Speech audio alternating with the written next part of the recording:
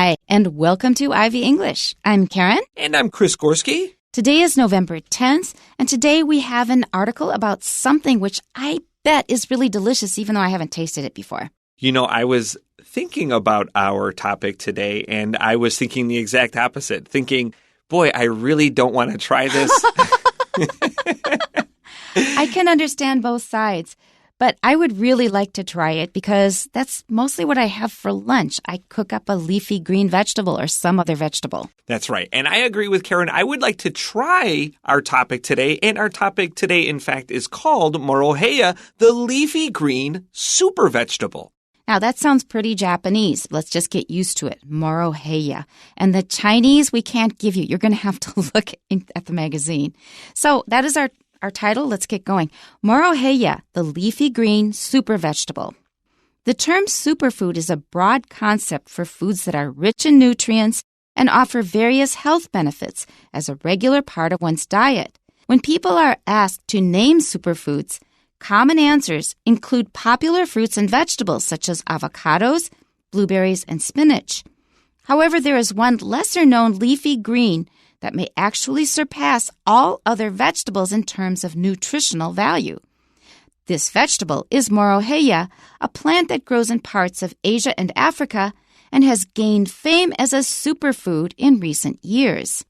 Although Moroheiya may not be a household name in the West, it has long been used in cooking in Asia and Africa. Notably, Moroheiya is a key ingredient in traditional Egyptian stews. The Egyptians have incorporated this leafy vegetable into their diet for centuries. A soup made from the leaves of this plant, which was believed to have healing properties for various illnesses, even graced the tables of the pharaohs. Thus, it acquired the title, the king's vegetable, within their culture. A look at some of the statistics for Moroheiya reveals some truly impressive attributes.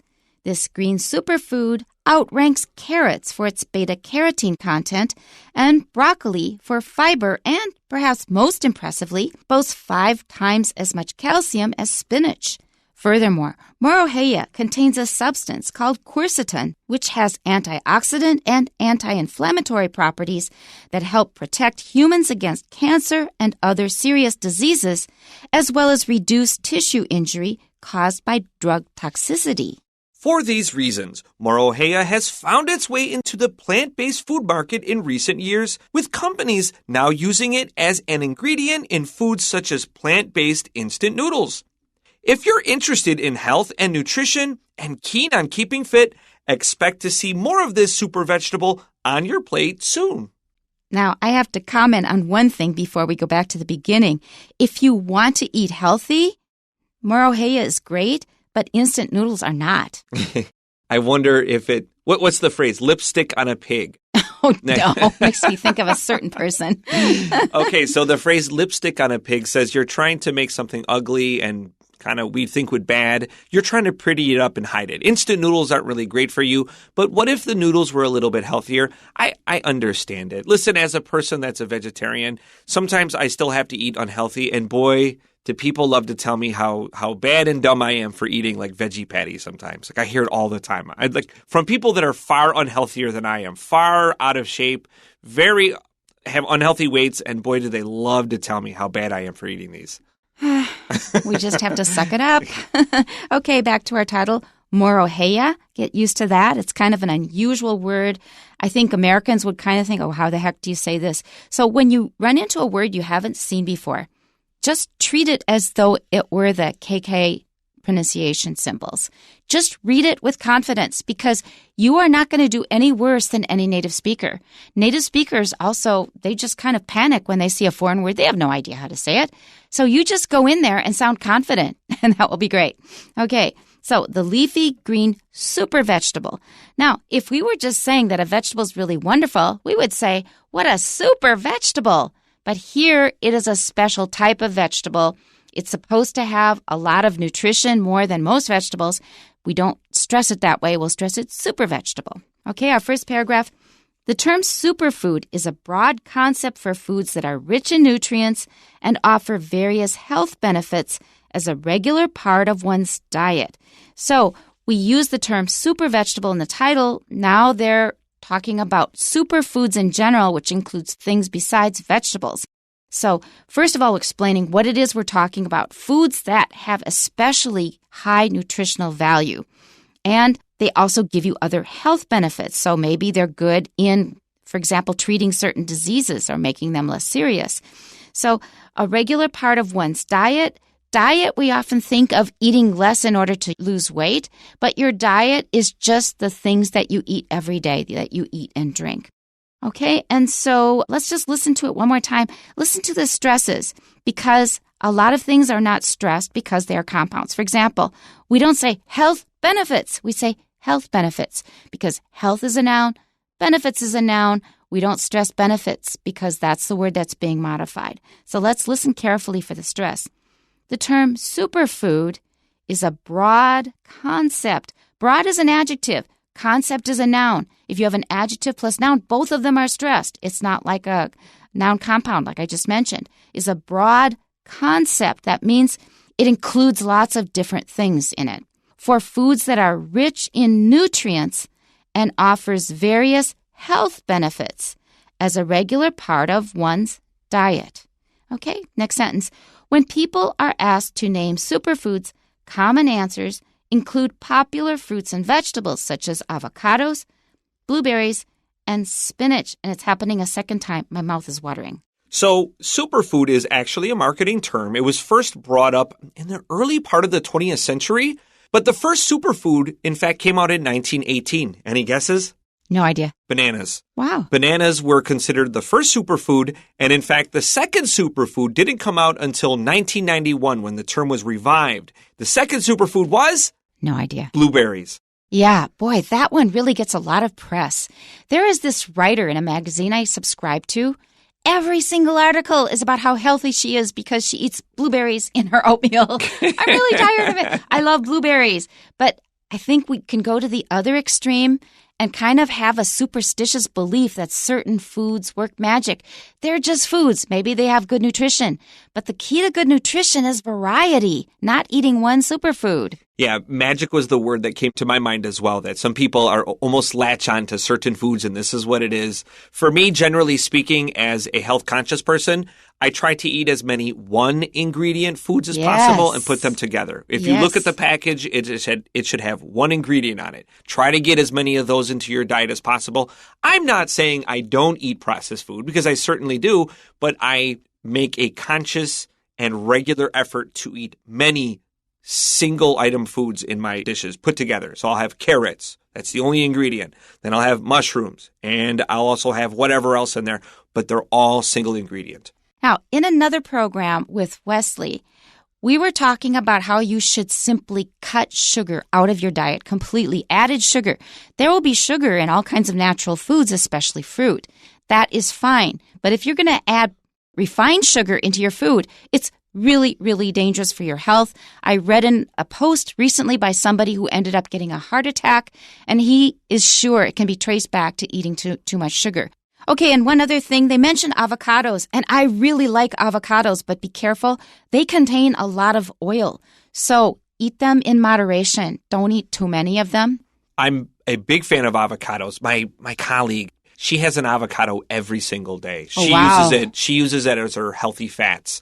And I often will kind of beg her for some. We will usually split them. I'll give her money because she gets them, and she's really good at keeping them fresh and getting them regularly. So we'll go splitsies on them, and it's really nice. It's a good pairing. I love avocado on a lot of food. I like avocados, but I have also read that they are not really sustainable because they require so much water and fertilizer and everything.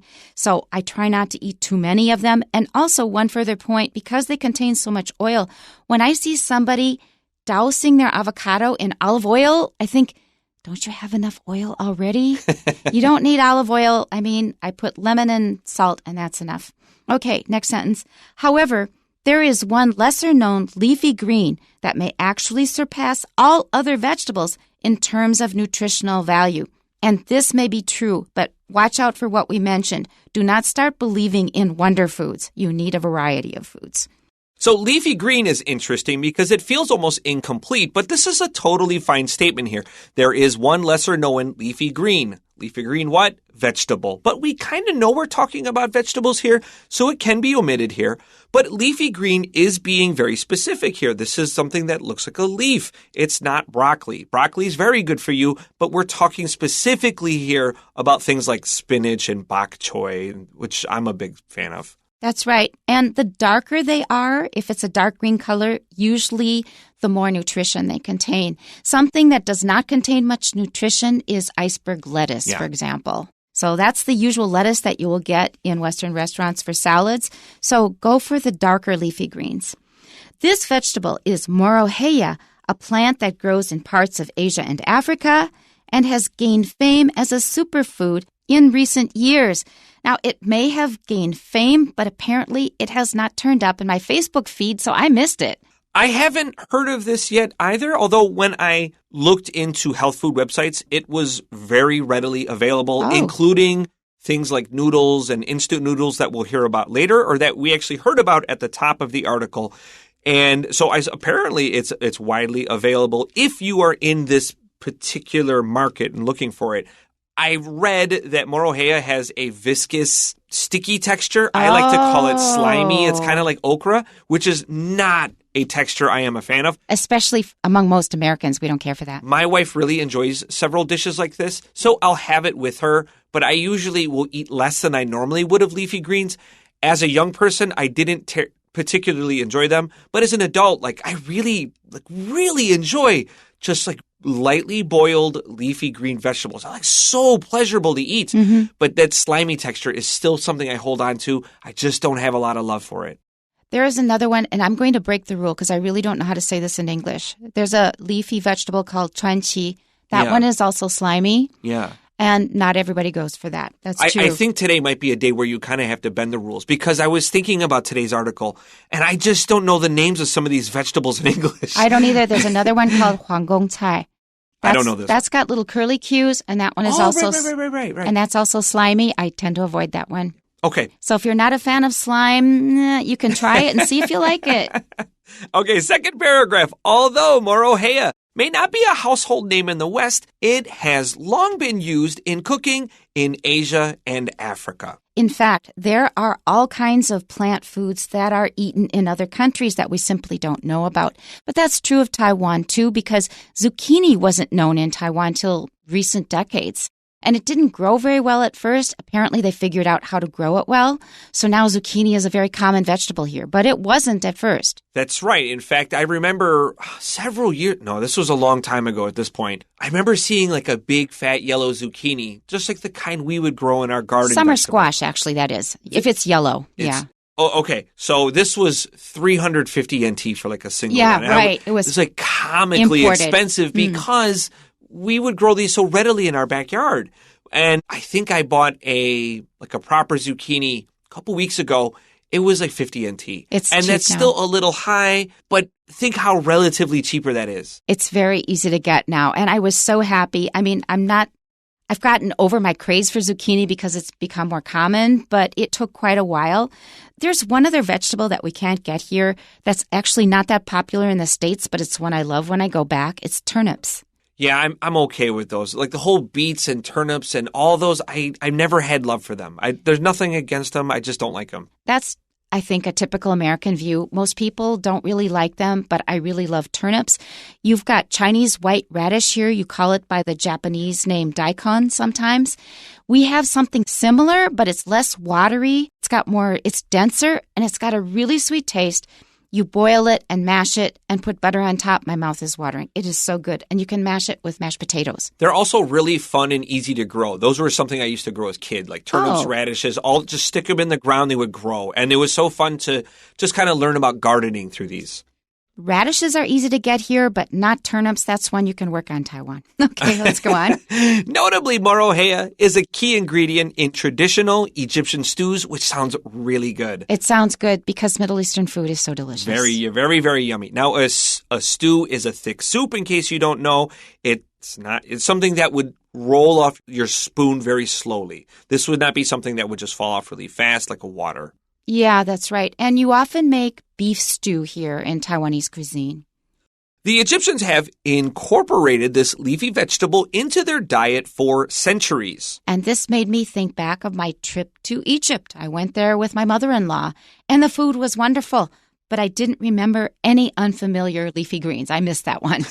A soup made from the leaves of this plant, which was believed to have healing properties for various illnesses, even graced the tables of the pharaohs. So apparently they valued it very highly. So, and I believe this makes our previous sentence an understatement. The leafy vegetables being fed to people for centuries is an understatement. This is now thousands of years ago because the last pharaohs was around 2,000 years ago.